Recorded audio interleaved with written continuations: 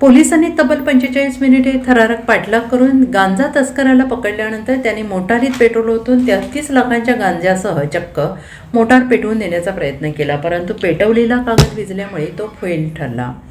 पोलिसांनी तातडीनं गांजा तस्कर विक्की विजय कांबळे वय वर्ष 32 राहणार भीमनगर पिंपळी रस्ता जाळोजी तालुका बारामती जिल्हा पुणे याला ताब्यात घेतले. बुधवारी सायंकाळी झालेल्या कारवाईत 33,50,000चा गांजा, मोटार असा 42,63,500 रुपयांचा मुद्देमाल जप्त करण्यात आला.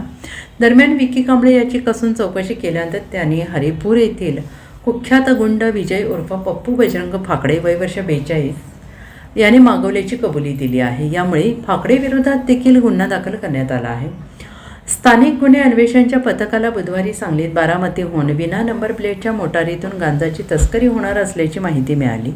त्यामुळे पथकाने कबलापूर येथे सापळा लावला होता. सायंकाळी विना नंबर प्लेटची मोटार भरधाव वेगाने येताना पाहून पथकाने त्याला थांबवण्याचा इशारा केला. तेव्हा मोटारीतील विक्की कांबळे याने भरधाव वेगाने मोटार पळवली.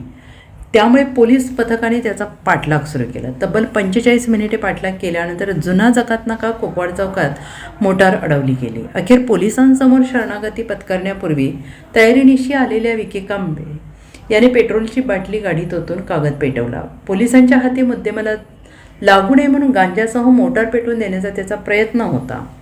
पेटवलेला कागद वाऱ्याने विझल्यामुळे आग लागली नाही. तेवढ्यात पोलिसांनी शिताफीने विक्कीला ताब्यात घेतले. Bureau report SBN Marathi Sangli.